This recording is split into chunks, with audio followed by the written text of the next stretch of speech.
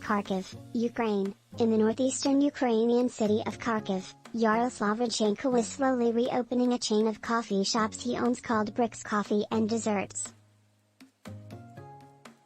Like just about everybody else here, Radchenko shut down when the Russians invaded in February. He fled to the relative safety of Dnipro, southwest of Kharkiv. Now he's back, and 5 of his 18 Kharkiv cafes are serving espresso again. But Radchenko says he faces numerous challenges, including staff shortages.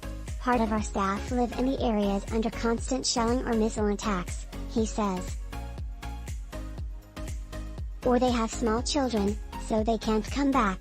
Some of the Bricks baristas have left the country entirely. Others are now in the military. It's not just the little guys who are hurting. If anything, they may be doing better than the country's largest businesses. The country's maritime ports on the Azov and Black Seas have been shut down. The major industrial port of Mariupol is not only in ruins but is now in the hands of the Russians. All the airports are closed. Almost all freight now moves in and out of the country by rail or trucks through Poland, leading to massive backups on both sides of the border. In the east and around the capital Kyiv, roads and bridges have been destroyed. For major industrial companies in the east of the country, the whole logistics system has been basically destroyed and it takes time to rebuild, says Dmytro Symovonyk, managing director of Citadel capital Ukraine in Lviv. The World Bank says the Ukrainian economy could contract by as much as 45% this year due to the war. Symovonyk says the economic hit will be hardest on large industrial firms, particularly ones close to the front lines in eastern Ukraine.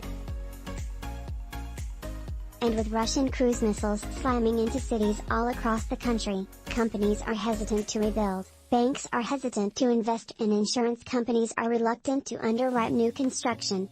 Even if Elon Musk decided to build a new Gigafactory near Lviv, Symovonyk says, refer.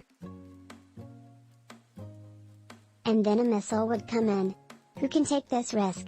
Nestlé is one company that's taking a risk, though not in Kharkiv.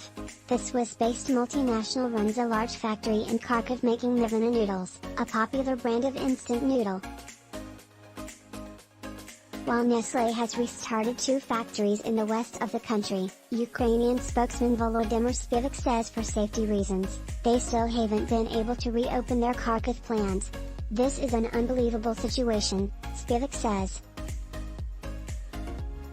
You can try to be ready for the war, but it's not possible to be ready for the war.